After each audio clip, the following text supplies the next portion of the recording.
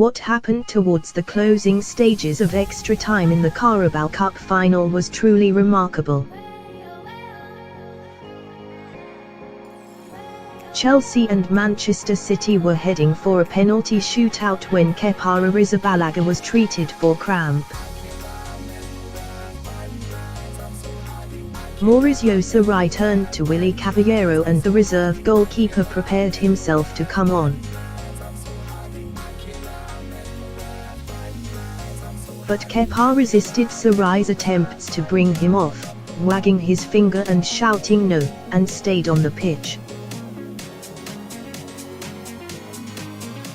Referee Jon Moss ran over to Chelsea's bench to confirm what was happening and Sarri eventually relented, allowing Kepa to remain for the shootout. The Spaniard went on to save Leroy Sané's effort, but Man City eventually secured a 4-3 shootout win thanks to Raheem Sterling's strike.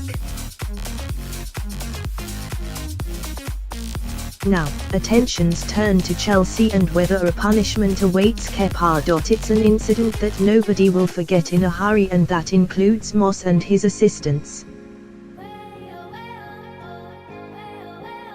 Both Kepa and Caballero's numbers had gone up on the board to indicate the substitute, and some will argue that Moss should have been firmer and told Kepa to leave the pitch.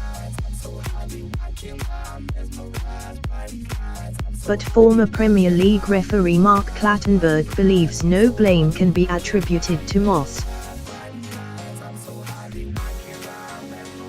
Clattenburg explained the rules in a Daily Mail column, insisting that the numbers going up are simply a guide and do not mean the substitute is official.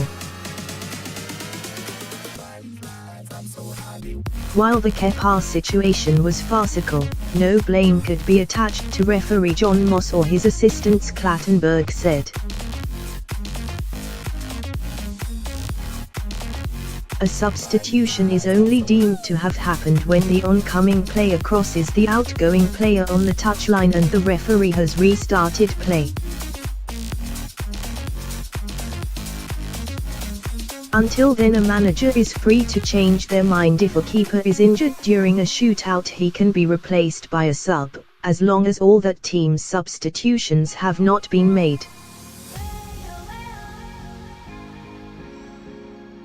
Moss spoke to Kepa before he went over to Sarri, but he clearly didn't tell the former Athletic Bilbao keeper that he had to leave the pitch. It was left to Kepa and Sarri to sort out, and it was the player who won the tussle.